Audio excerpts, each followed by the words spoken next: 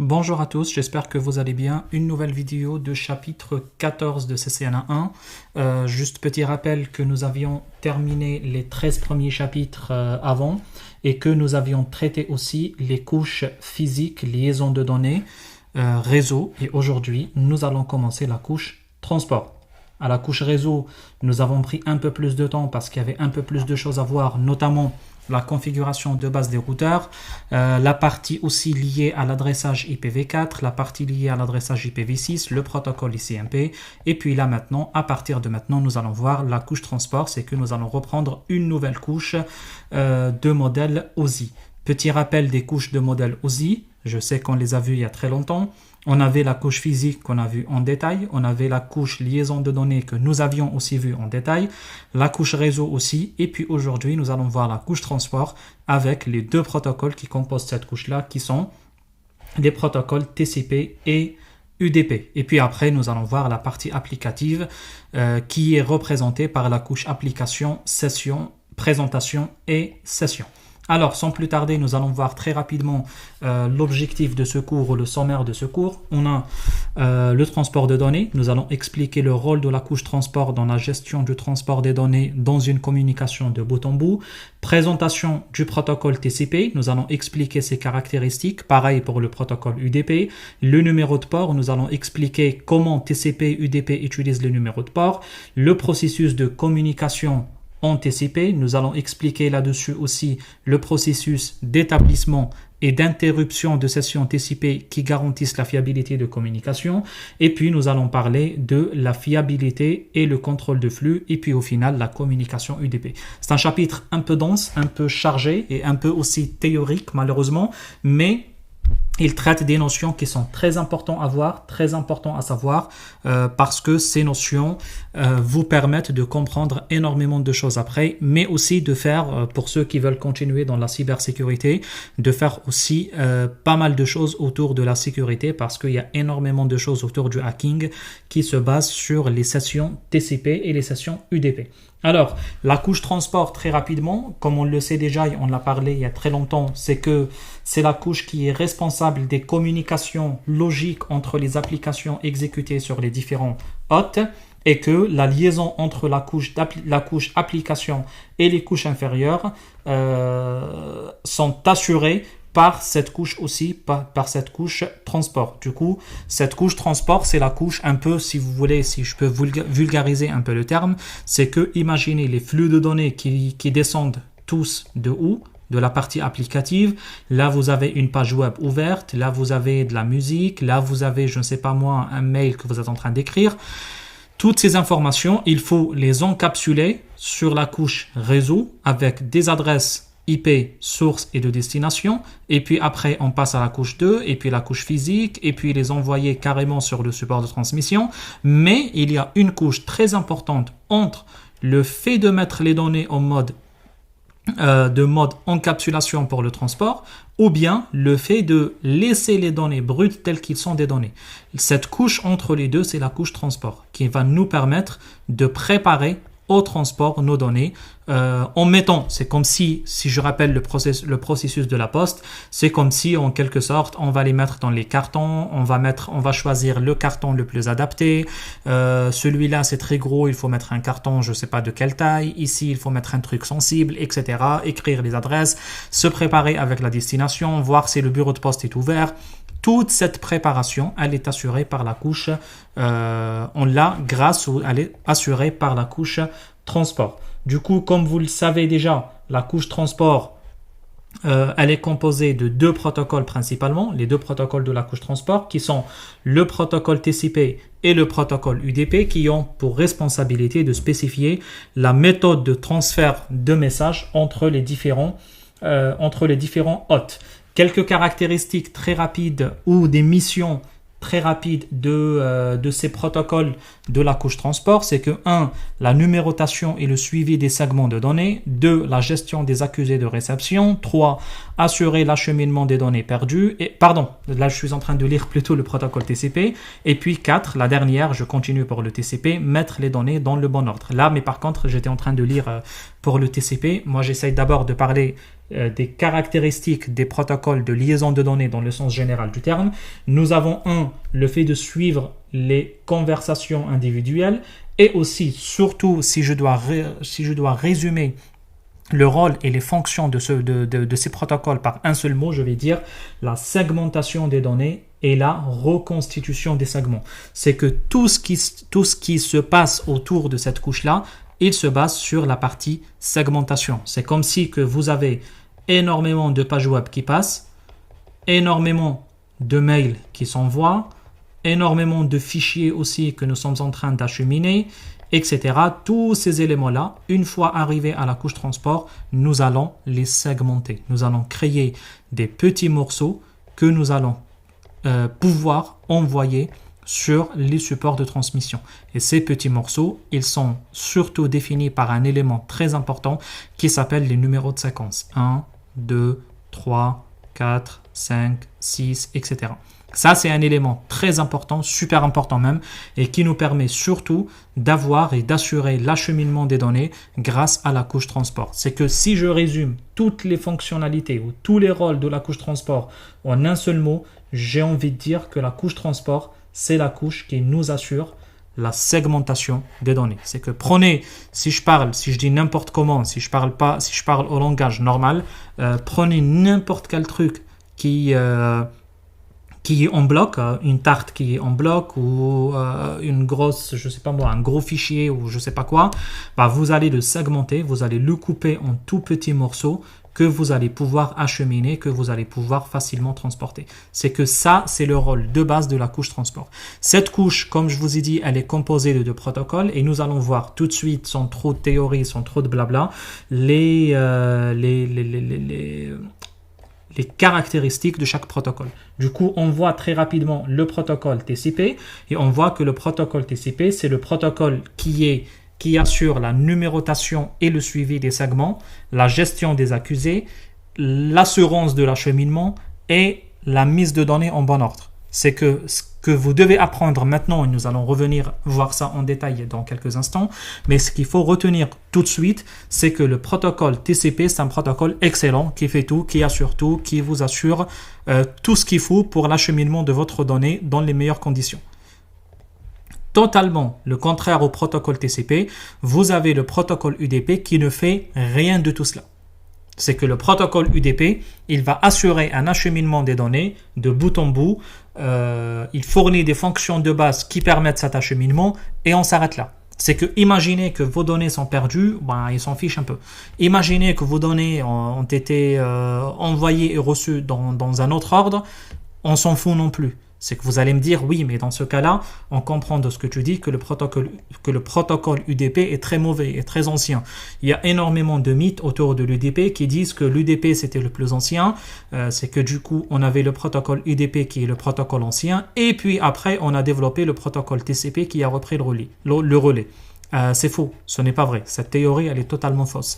C'est que juste ce qu'il faut comprendre, c'est que la fiabilité totale, le fait de numéroter, le fait de suivre les segments, le fait de gérer les accusés de réception, le fait d'assurer l'acheminement des données, le fait de mettre les données dans le bon ordre, ce n'est pas toujours quelque chose de bien.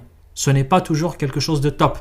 Parce que vous allez voir que tout cela, si on va juste le regarder comme ça, regardez l'entête TCP à quoi elle ressemble, regardez l'entête UDP à quoi elle ressemble.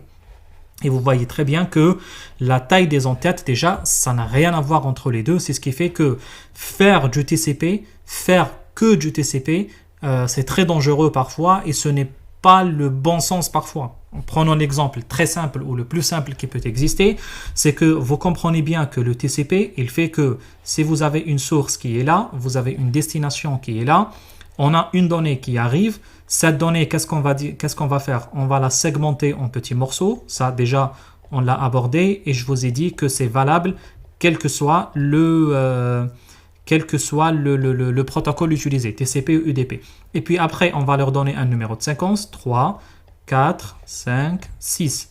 Après, qu'est-ce qu'on va faire?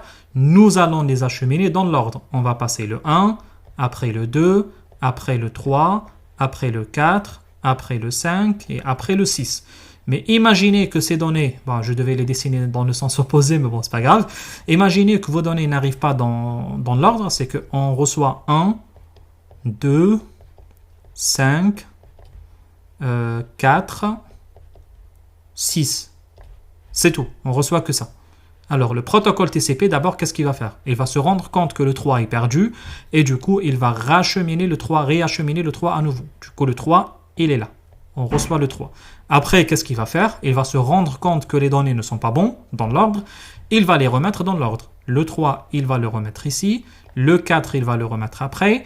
Et le 5 et les 6, il va les laisser tels qu'ils sont. Ça, c'est le principe de fonctionnement de protocole TCP. C'est que tout ce qu'on était en train de dire ici, vous avez l'explication. Il numérote, numérotation, il fait le suivi des segments, gestion des accusés. Du coup, tout ce qu'on envoie ici, le destinataire, il envoie un accusé de réception pour valider. On appelle ça le ACK, comme acknowledgement en anglais. On envoie le ACK pour valider la bonne réception de la donnée. Assurer l'acheminement des données perdues. Vous avez vu, le 3 il a été perdu, on l'a renvoyé. Et puis mettre les données dans l'ordre. C'est comme on a vu ici, le fait de remettre les données à la réception dans le bon ordre qui a été envoyé au départ, 1, 2, 3, 4, 5, 6. Ça, c'est le fonctionnement de protocole TCP. Mais vous devinez bien en regardant cela que ça se fait au détriment d'un élément très important qui est le temps. C'est que toute cette opération-là ne va pas se faire en temps réel, ne va pas se faire tout de suite. Vous comprenez le principe du temps réel, c'est la vidéo, l'appel téléphonique. Quand vous parlez au téléphone, vous dites allô, la personne écoute allô. Vous dites bonjour, la personne écoute bonjour. Il n'y a pas un moyen que la personne écoute autre chose ou attende ou je ne sais pas quoi.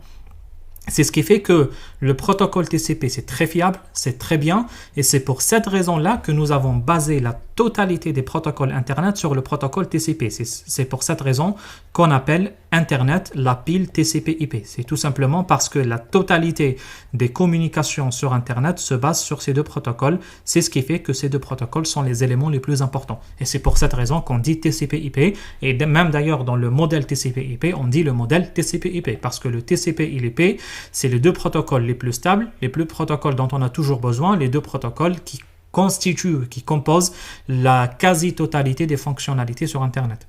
C'est les deux protocoles. Bref, ce qu'il faut retenir, c'est que c'est les deux protocoles les plus importants que tout.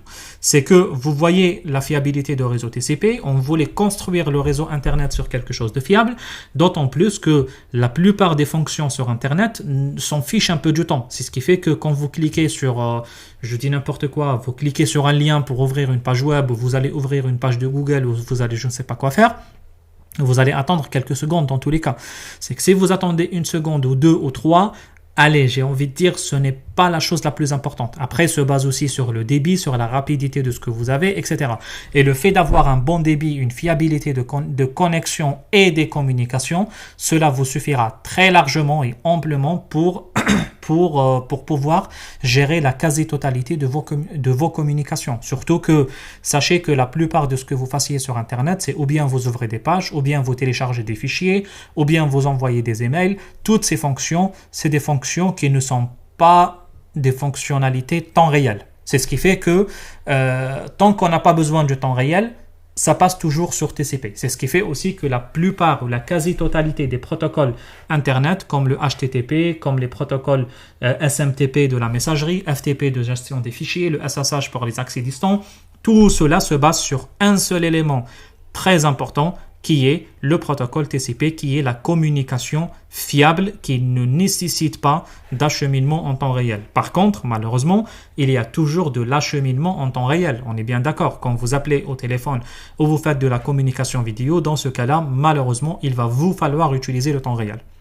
C'est ce qui fait que, à ce moment-là, on s'est dit, écoute, il faut développer un autre protocole qui assure les fonctionnalités de base d'acheminement avec la segmentation, le fait de mettre les données dans un ordre, donner un numéro de port source et un numéro de port de destination, et puis acheminer les données. Et on s'arrête là. On ne fait pas plus que ça. Après, vous allez me dire, oui, mais écoute, mais si une donnée est perdue, par exemple, le 3 est perdu, on s'en fout.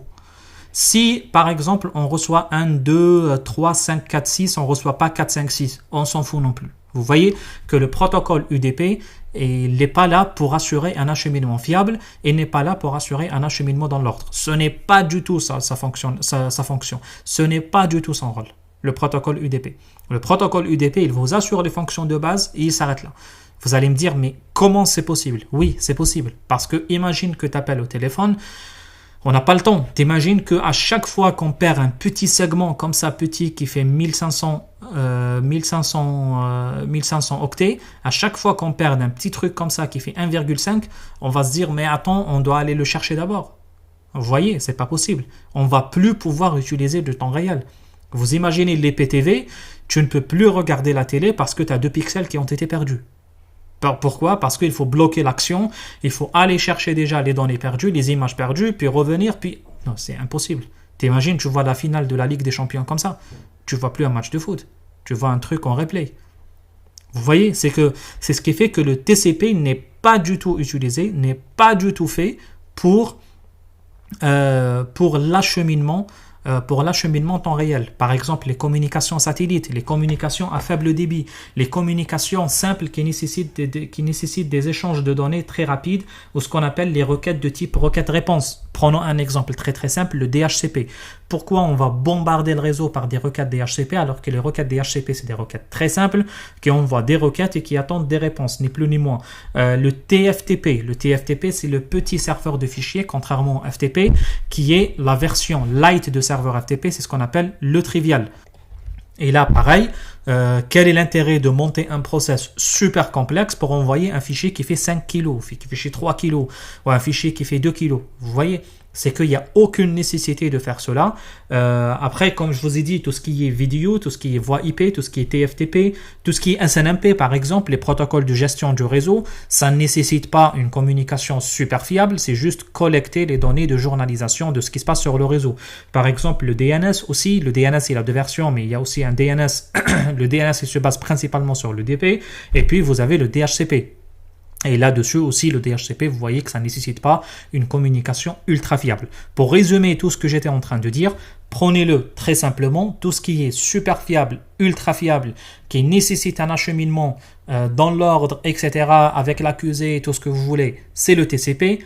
Principalement les protocoles qui vont composer Internet, comme le FTP, le HTTP, le SMTP, le SSH, etc. Et puis, vous avez tout le reste, on utilise le protocole UDP qui ne nécessite pas toutes ces complications d'acheminement de données. Alors, si nous allons prendre avec un peu plus de détails la couche TCP ou le protocole TCP, pour essayer de voir en quoi il est composé, ou il sert à quoi exactement, là, vous voyez que le protocole TCP, c'est, comme je vous ai dit, c'est le protocole avec état, ce qui signifie qu'il garde une trace de l'état de la session de communication. Le protocole TCP enregistre les informations qu'il a envoyées et les informations qu'il a reçues. Et son en-tête, par conséquent, c'est un en-tête qui est beaucoup plus important en taille et qui est composé de beaucoup d'éléments. Principalement, vous avez le port source et le port de destination qui sont les 2 éléments les plus importants et nous allons revenir voir les ports source et de destination tout de suite dans quelques instants ici dans le chapitre qui traite les ports. Après, vous avez le sequence number, c'est un élément aussi très très important et qui nous permettra de préparer les données dans l'ordre. Le sequence number, c'est les fameux 1, 2, 3, 4, 6 4, 5, 6 que j'étais en train de dessiner il y a quelques instants. Après, vous avez le acknowledgement number, le numéro d'accusé de réception. C'est le numéro qui va vous dire que, c'est le champ, qui va vous dire que les données ont été reçues par le destinataire. Merci. Il va vous envoyer ça. Du coup, il va vous envoyer un en-tête TCP complet avec le numéro d'accusé de réception configuré. Mais je vais vous dire dans quelques instants comment le configurer et qui va vous dire ce numéro d'accusé de réception que finalement, la donnée a été reçue avec succès. Merci beaucoup. Ça ressemble à l'accusé que vous signez quand on vous envoie quelque chose par poste. Après, vous avez le header length, l'entête TCP ou l'entête de la taille de l'entête, pardon. Ça vous dira la taille totale de l'entête TCP. C'est utile pour savoir segmenter, pour savoir où ça commence, où ça se termine. Reserved, c'est tout ce qui est réservé. Du coup, c'est pas utilisé actuellement. Les bits de contrôle, nous allons revenir les voir avec plus de détails en avançant dans ce cours-là. Après, on peut les voir très très rapidement. Les bits de contrôle, c'est les champs qui sont utilisés pour identifier un peu globalement le caractéristique ou le caractère de la donnée.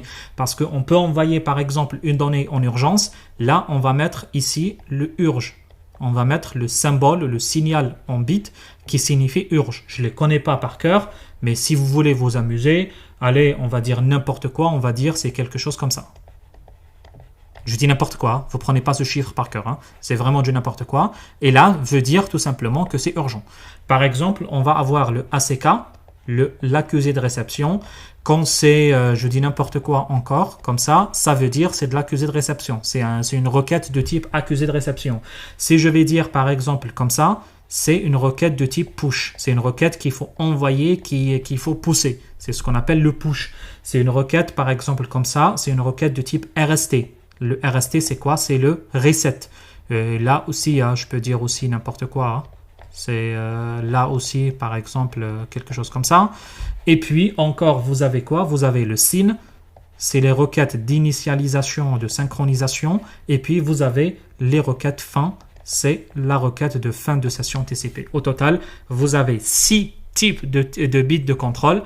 L'urgent, l'accusé, le push, le reset, le SYN, ou bien les requêtes de fin de session en TCP. Et là, nous allons les voir. Nous allons voir surtout quelques-uns. Le ACK, le SYN, fin. Nous allons les voir dans quelques instants. C'est ceux qui nous intéressent le plus, ceux qu'il faut comprendre qu'ils existent et ceux qui sont actuellement les plus importants à comprendre. Après, nous avons la partie window, la taille de fenêtre, et nous allons aussi revenir voir cela en détail. Et la taille de fenêtre, c'est le champ qui va vous dire en quelque sorte, comment dire, la taille de fenêtre, c'est le champ qui va vous dire en quelque sorte quelle est la taille maximale que je puisse envoyer dans une fenêtre d'échange TCP, quel est le nombre de segments que je peux recevoir.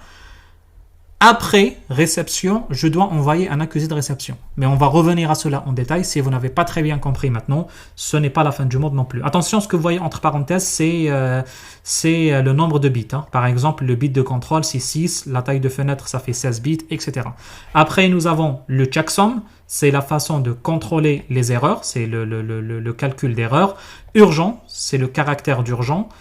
Et puis vous avez les différentes options et vous avez l'application après derrière qui viendra ou la donnée en soi qui viendra. En tout, ça fera 20 octets, 20 bytes, la taille totale d'un en-tête en protocole TCP. Et vous voyez que le protocole UDP, il est beaucoup moins important en taille, ça fait que 8 octets, c'est tout. Ça fera le port source et le port de destination qui prennent une place très très importante. Et l'autre, vous avez la taille de la fenêtre UDP et vous avez le checksum pour le contrôle d'erreur. Et ça s'arrête là. Le protocole UDP n'assure aucun fonctionnement détaillé nécessaire pour le fonctionnement du protocole TCP. Alors, allons voir les choses maintenant les plus importantes de ce chapitre, c'est le numéro de port. Enfin, il y a deux éléments, la partie processus de communication TCP et le numéro de port. Petit rappel, nous avons dit lors d'un des chapitres précédents, couche liaison de données ici, le chapitre 7 aussi, nous avons parlé avec beaucoup de détails de l'adressage MAC. Et nous avons dit que l'adressage MAC, c'est l'adressage physique qui permet l'acheminement des données entre deux périphériques qui se situent dans le même réseau. Rappelez-vous l'exemple de la poste, on a dit par exemple entre la personne et le bureau de poste ou carrément entre les gens qui sont à l'intérieur de l'entreprise. Après, nous avons vu en chapitre 8 et en chapitre 9, 10, etc. le protocole IP et nous avons vu un fonctionnement très important de ce protocole. On a dit que le but du protocole IP, c'est de faire un acheminement de données entre différents réseaux. Et nous avons donné dans l'exemple des bureaux de poste, c'est le fait d'acheminer entre les bureaux de poste justement. Et là, c'est l'acheminement. On reste dans l'acheminement très important de données qui fait qu'on sort du réseau, on circule. Attention, il y a un autre type d'adressage et je vous ai dit à l'époque qu'on a 3 types d'adressage et aujourd'hui, on va découvrir le 3e type d'adressage qui est le numéro de port. C'est quoi le numéro de port? C'est tout simplement d'une application à application. C'est tout simplement le numéro de port, il va vous dire il s'agit de quelle application que nous sommes en train d'acheminer, que nous sommes en train de router sur le réseau. Du coup, ce qu'on a au-dessus, juste au-dessus, nous avons les applications en soi. Du coup, imaginez un truc, c'est que vous recevez de flux applicatifs, vous avez énormément d'applications qui vous envoient des datas, comme ça, comme ça, comme ça. la première chose que vous devrez faire pour l'adressage, c'est d'abord adresser les applications en soi. C'est de dire, attends, ça et ça ressemble à la même chose, je vais les mettre ensemble. Et je vais leur donner un numéro, 80. Ça et ça ressemble à la même chose, je vais les mettre ensemble et leur donner un numéro, 25. Ça et ça, c'est pareil, c'est la même chose, je vais les mettre ensemble et leur donner un numéro, je dis n'importe quoi, 22. Vous voyez ? Ça, c'est l'adressage applicatif. C'est 100% applicatif. Il se base sur l'identifiant de l'application. Du coup, 80, je pense que vous le connaissez tous. Je vais parler que de ça comme exemple, le HTTP. Du coup, tout ce qui est HTTP, allez, on va dire HTTPS et on va dire 443, parce qu'il n'y a pratiquement plus HTTP aujourd'hui. On fait que de l'HTTPS pour ajouter la surcouche de sécurité.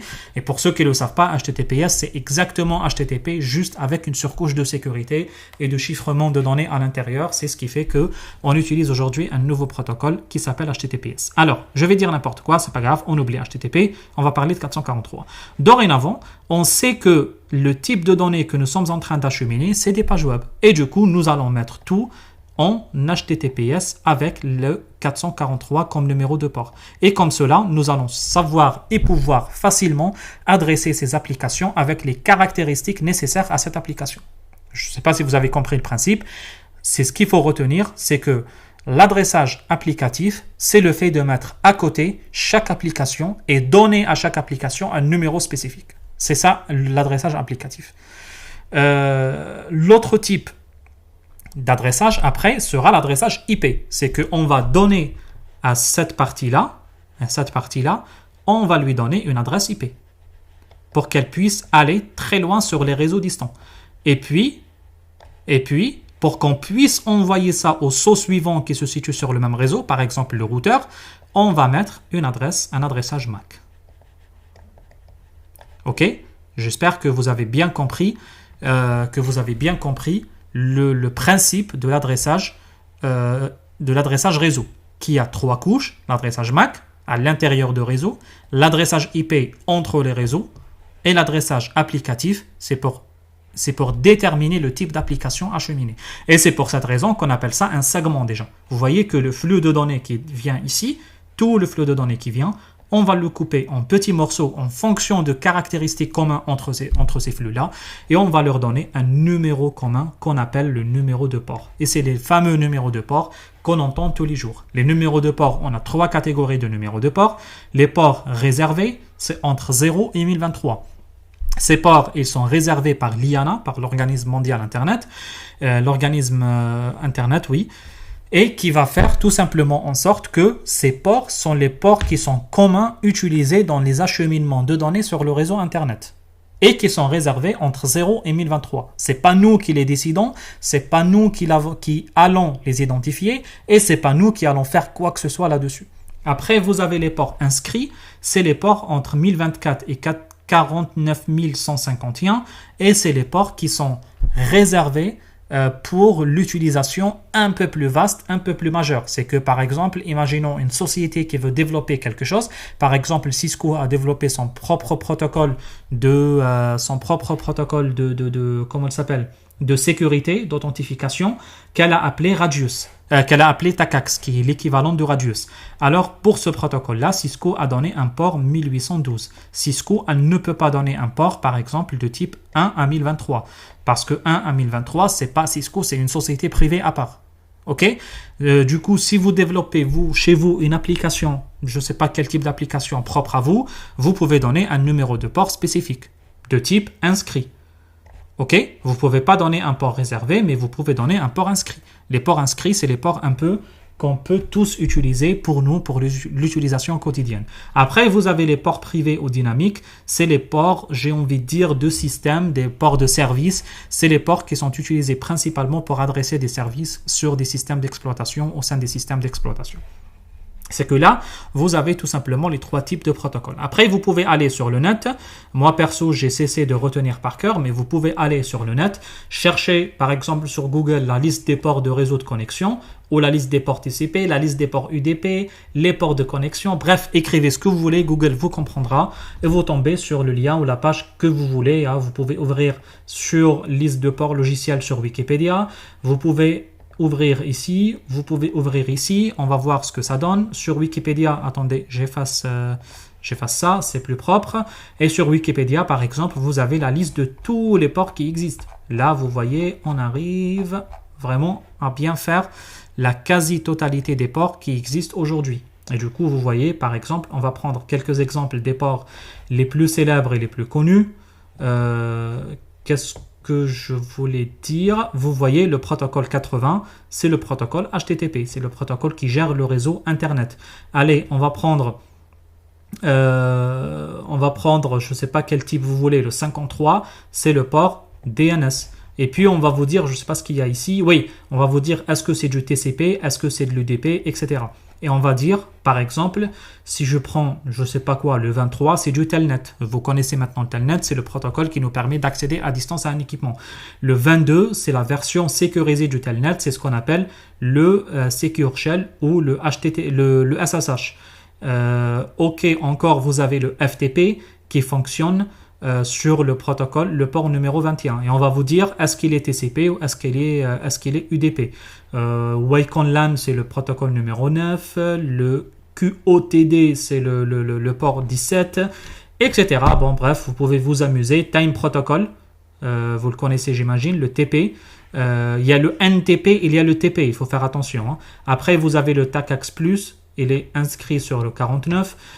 Vous avez, je ne sais pas quoi, je ne sais pas, le Whois, il est sur le 63. Je ne sais pas si vous le connaissez, le Whois, il est connu. Le DHCP, vous voyez, il est attribué en 67 et 68, etc. Bref, vous avez énormément de ports qui sont utilisés. Là-dessus aussi, vous pouvez voir, hein, vous pouvez le voir ici, la liste des ports avec une description de chaque port. Je vous mets ça dans le cours. Attendez, je vais écrire ça ici. Liste des ports. On va mettre ce lien. On va mettre quoi encore? Je pense que c'est bon. Je pense que l'idée est reçue, est bien reçue. On a ce lien, je ne sais pas s'il nous met quelque chose de bien ou pas. Oui, on a cette page par exemple. Vous pouvez l'agrandir comme ça et vous aurez... Là, par contre, il vous met en couleur les plus célèbres. C'est bien. C'est bien. Là, par exemple, le SSH... Non, je n'ai pas l'impression. Là, le 80, il l'a pas mis. Pourtant, c'est le plus célèbre. Non, je ne sais pas pour quelle raison il met les couleurs. Ah, ils sont là. Ils sont là, les couleurs. Le bleu, c'est crypté. Le vert, c'est du gaming. Le rouge, c'est du malicieux. Les peer-to-peer, c'est orange. Les protocoles de chat, ils sont là. Les protocoles de streaming, ils sont en jaune. Ouais, c'est pratique, ça. C'est que ça vous donne un peu des idées sur ce que fait chaque protocole. Allez, je vais vous le mettre aussi. Ah, j'ai cliqué par erreur. Je vais vous le mettre aussi ici, celui-là. OK. Du coup, on a parlé de numéros de port, on a parlé à quoi ils servent ces numéros de port et l'utilité de ces numéros de port. C'est très important, c'est que ce qu'il faut retenir, c'est que vous avez des ports, des numéros de port, sont attribués, que ce soit que vous utilisiez UDP ou TCP, ça n'a pas d'importance, c'est valable pour les deux et c'est des ports qui ne doivent pas dépasser les 1023, ce sont les ports réservés pour les protocoles, les différents protocoles Internet. Alors, oui, du coup, si vous voulez voir sur votre machine quel type de protocole vous utilisez ou quel type de sessions qui sont ouvertes sur votre session, sur votre machine, il est simple, il est facile, vous pouvez le faire. Là, par contre, tac, il vaut mieux que je fasse comme ça. Police, je mets 28, ça sera très grand, c'est bien. Ça nous permettra de voir et vous pouvez insérer la commande netstate. Et la netstate, ça vous permettra de voir sur votre machine. C'est pas bien de le faire comme ça et en partage de connexion, hein, parce que comme ça, vous allez voir qu'est-ce que vous êtes en train de faire, etc. C'est pas grave, je le fais parce que je sais que j'ai pas quelque chose de dangereux.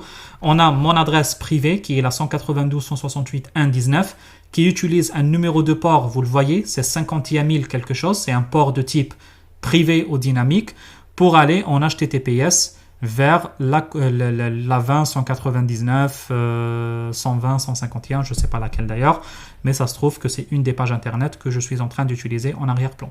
Ok, c'est que là, ça vous permettra de voir le type de connexion TCP que vous utilisez et puis vous pouvez fermer une connexion, la laisser, etc. Mais vous comprenez le principe, la commande netstate vous permettra de voir les sessions qui tournent sur votre machine. Alors, Le plus important maintenant, c'est on va voir le processus de communication en TCP. Pour moi, à mes yeux, c'est la chose la plus importante qu'il faut comprendre et de comment ça fonctionne pour le protocole TCP. Ce qu'il faut comprendre, c'est que vous avez principalement 3 étapes. L'étape numéro 1, c'est le lancement de session, c'est ce qu'on appelle le three-way uncheck. C'est quelque chose de très important qu'il faut comprendre parce que la plupart des éléments de connexion, de communication, des attaques de cybersécurité, etc. se basent sur cela. Après, vous avez la fin de session. C'est la fin de session, hein, c'est clair, c'est quand on termine une session, on termine avec. Et puis vous avez au milieu, entre les deux, l'élément qui s'appelle l'acheminement de données. C'est que vous avez, on lance une session, on achemine des données, et puis on ferme la session. Au final, ça passe par quoi?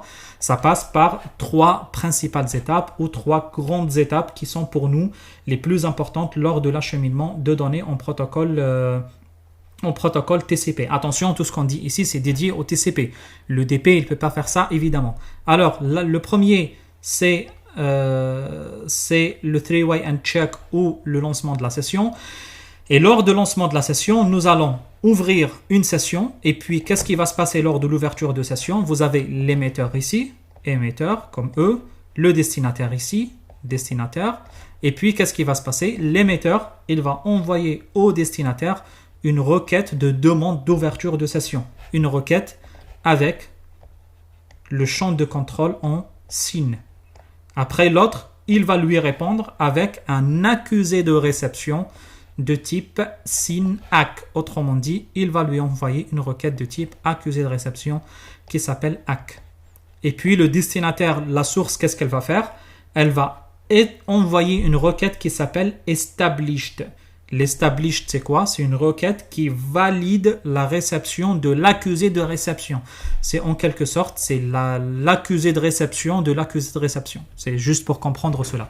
C'est qu'une fois cela établi, nous allons commencer à envoyer, à acheminer les données entre la source et la destination sans problème sur le réseau.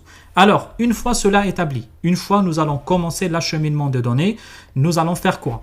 Alors, lors de l'ouverture de session, on négocie un paramètre super important qui s'appelle le window, autrement dit la taille de fenêtre. La taille de fenêtre, c'est quoi?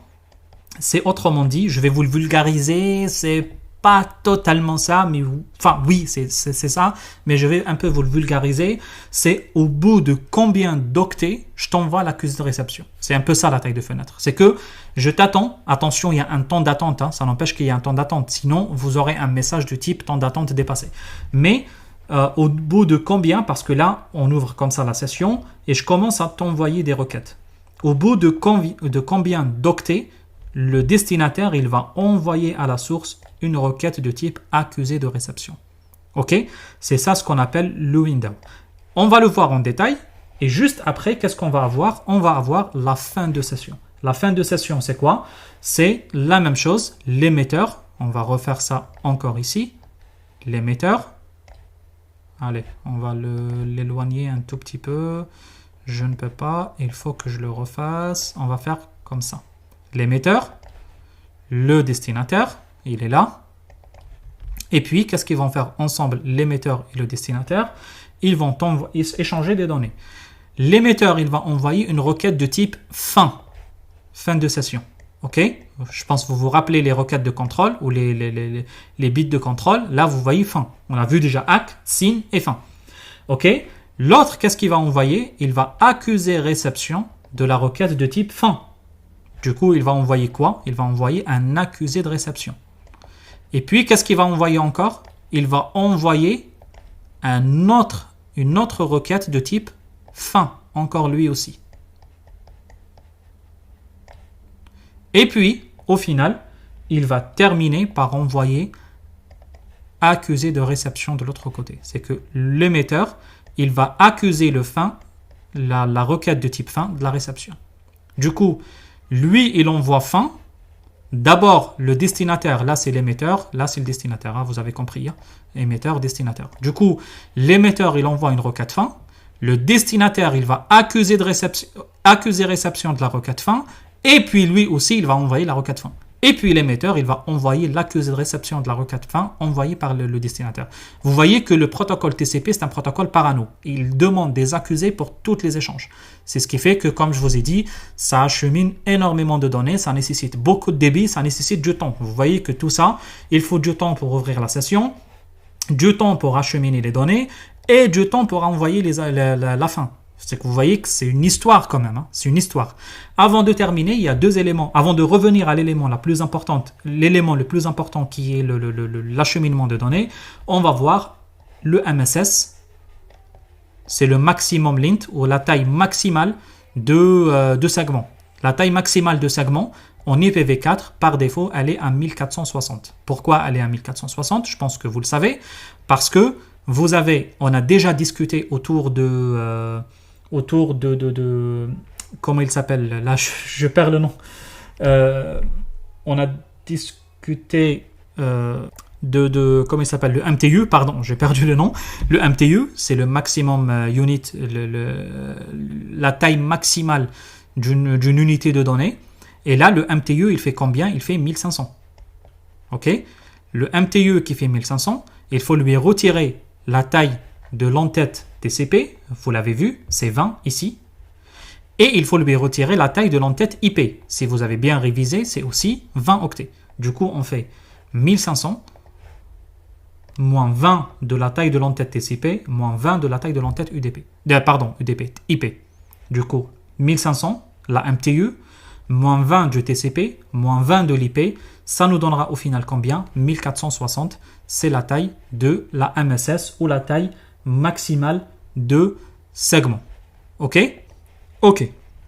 Du coup, nous allons voir le dernier point et le plus important de tout. Et pour cela, je vais créer le tableau blanc pour que ça soit plus pratique pour tout le monde. Ça a l'air difficile, mais il est très très facile. Et comme d'habitude, moi, je vais le vulgariser pour que vous le compreniez très très bien. Alors, on va créer ça. On va faire ça. C'est le principe de la taille de fenêtre. C'est le principe de la taille de fenêtre Pardon, le principe de l'émetteur destinataire en TCP. Alors, on va mettre... Ah, je dis n'importe quoi là. Il m'a tout effacé. C'est pas grave, je refais. On va mettre l'émetteur. On va mettre le destinataire. Et on va mettre la taille de fenêtre ici. Ok? Ok. Du coup, ici, on va écrire 3000. Et je vais arrondir les chiffres parce que ça devait être 1460 multiplié par 2, qui donne 2930, quelque chose comme ça, ou 2920. Mais c'est pas grave, on va mettre 300. Même pour la taille, on va mettre 1500, le MSS. On va pas mettre 1460. On va laisser le 1500, qui est la taille du MTU. En tout cas, on envoie le MTU, on n'envoie pas le MSS. Alors, qu'est-ce qu'on va avoir? On va avoir l'émetteur et on va avoir le destinataire. Du coup, on a ouvert la session, c'est bon. On a déjà créé le three-way and check. Et là, maintenant, on va commencer à acheminer les données. Comment acheminer les données? Et comment régler les erreurs s'il y a des erreurs? Alors, commençons. L'émetteur, il va envoyer quelque chose avec un numéro SYN qui est égal à 1. C'est la première session envoyée. Et il va envoyer combien? Il va envoyer 1500 octets. Ok? Alors, on va faire comme ça et nous allons envoyer 1500. Le destinataire, qu'est-ce qui se passe pour lui? Il a reçu 1500. Très bien. Est-ce que le destinataire envoie d'accusé de réception? Non. Pourquoi? Parce que pour envoyer l'accusé, il faut 3000. Très bien. Celui-là, il va envoyer un deuxième SYN. Une deuxième 1500. Ça égale combien cette fois? Attention, ça égale combien j'ai envoyé plus 1. Ça égale 1501. C'est la meilleure façon de dire. On envoie toujours par 1500. Je ne vais pas écrire à chaque fois 1500, c'est trop. Du coup, ça voudrait dire quoi? Ça voudrait dire, je t'ai envoyé déjà 1500 et maintenant, je t'envoie le numéro de séquence 1501. Et qui contient dedans combien? Il contient 1500. C'est ce qui fait que je t'ai envoyé en tout combien? 3000. Du coup, celui-là, il va envoyer encore ça. Et à la réception, celui-là, il a reçu combien au total? Il a reçu 3000. Du coup, tu as reçu ou tu as réceptionné en tout 3000. Qu'est-ce que tu vas faire dans ce cas-là? qu'est-ce que tu vas faire? Le destinataire, il envoie un accusé de réception. AC. Alors, comment le destinataire, il va dire à l'émetteur, écoute monsieur, c'est bon, merci pour toi, j'ai reçu tes 3000. Tout simplement, il va lui envoyer le 3001. C'est comme si il va lui dire, je t'ai reçu tes 3000, merci beaucoup, j'attends le prochain numéro de séquence qui est le 3001. Vous avez compris le principe, j'imagine. C'est un peu une façon de lui dire, j'ai reçu 3000, merci beaucoup. Pour dire que j'ai reçu 3000, il va lui envoyer 3001. Avec taille de fenêtre qui ne change jamais, qui est toujours à 3000. Ok, l'émetteur, il a bien compris le jeu. Il envoie une requête encore à 1500 avec combien de numéros de signe? Vous avez compris, j'imagine. Égal à combien? 3001. Très bien. Du coup, celui-là, il a reçu combien? Il a reçu jusqu'à 4500. Il a reçu déjà 3000 et encore 1500 de plus. Et du coup, il a reçu jusqu'à 4500. Celui-là continue d'envoyer. Il envoie un signe. De combien? De 4501. On a dit à chaque fois, on envoie par 1500, par MTU. Ok? Du coup, il envoie quoi? Il envoie 4501. À la réception, celui-là, il a reçu combien? Il a reçu 6000. Pour l'instant, tout va bien. Par contre, il y a quelque chose qui se passe, c'est que l'émetteur, ici, le destinataire, n'a pas reçu ça. Ok? Ça n'a pas été reçu. C'est que ça, c'est pas reçu. Le destinataire est toujours en train d'attendre le MTU entre 3001 et 4500, alors qu'il a reçu celui entre 4501 et 6000. Du coup, si on doit le dessiner comme ça, on doit dire que il a reçu le 1, après il a envoyé le 1501, qui est le deuxième, il a envoyé le troisième, qui est le 3001, il a envoyé le quatrième, qui est le 4501. Ça, c'est ce qui est envoyé, par la source. Le destinataire, pour l'instant, il a réceptionné 1, il a réceptionné 1501, et il a un petit trou ici, puis il a réceptionné 4501. Si on va les simplifier par numéro, on va dire 1, 2, 3, 4. Et lui, il a réceptionné 1, 2, 4. Il n'a pas réceptionné le 3. Il y a un problème quelque part. Il n'a pas réceptionné, il y a une perte de trafic sur le réseau ou quoi que ce soit, peu importe.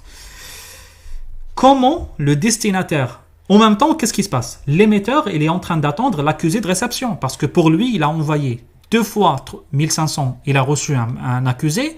Il envoie encore 2 fois 1500, il reçoit un accusé. On est d'accord? Sauf que lui, il ne va pas le recevoir. Parce que le destinataire, il n'a pas reçu 3000, il a reçu 1500 pour l'instant. Je parle de la deuxième partie là. Il a reçu que 1500. Comment le destinataire, il va dire à la source, écoute monsieur, je n'ai pas réceptionné celui-là. Il ne va pas lui envoyer un nouvel accusé de réception avec 3001. Parce que s'il fait ça, qu'est-ce qu'il va faire l'émetteur? Il va renvoyer le 3001, il va renvoyer le 4501. Et ça ne va pas, parce que le 4501, il a reçu l'autre. Qu'est-ce qu'il va faire? Il va renvoyer un accusé de réception. En même temps, vous pouvez me dire, il n'envoie rien du tout. S'il n'envoie rien du tout, au bout de certains temps, on ferme la session. Vous voyez, c'est qu'il faut qu'il fasse quelque chose. Du coup, le destinataire intelligent, qu'est-ce qu'il va faire? Il va envoyer l'accusé. Et ça, c'est très important pour lui. Parce que l'émetteur, il est en train d'attendre l'accusé. L'émetteur, il ne sait pas que le 3001 n'a pas été reçu. Maintenant, pour le savoir, qu'est-ce qu'il va faire? Lui, il va envoyer l'accusé avec combien? Avec 3001.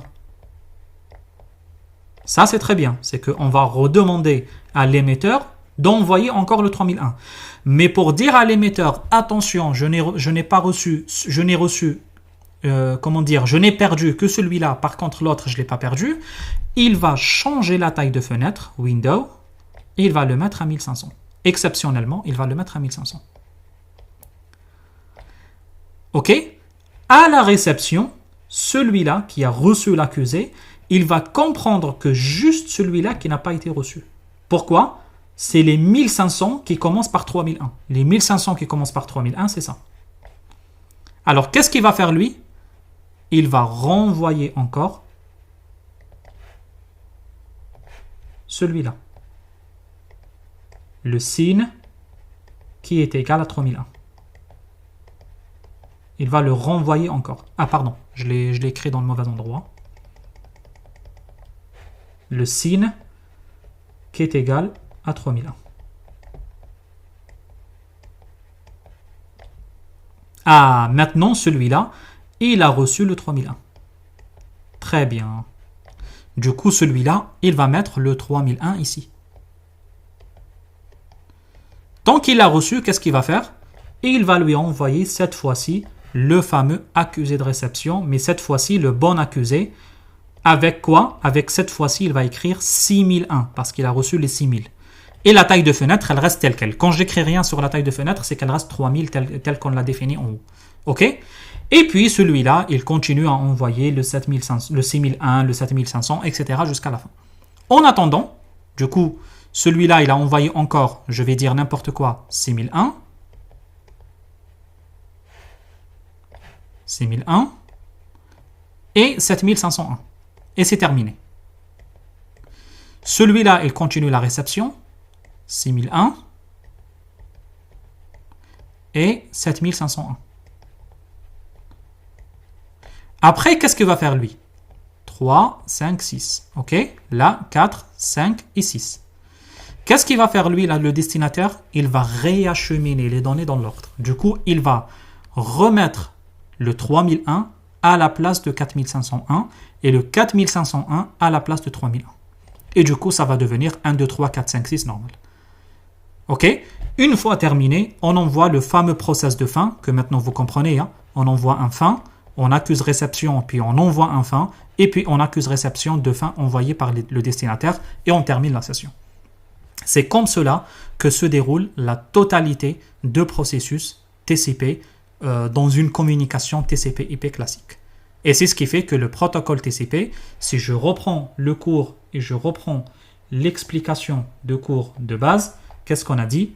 Que le protocole TCP est un protocole qui assure la numérotation, le suivi des segments, qui assure la gestion des accusés de réception, qui assure l'acheminement des données perdues et qui met les données dans le bon ordre. Attention, il reste le dernier qui est le protocole UDP et je vais vous l'expliquer en 3 secondes. Tout ce que fait TCP ici, le UDP ne le fait pas. Très simplement. Prenez ça comme ça. Le UDP ne fait rien de ce que fait TCP.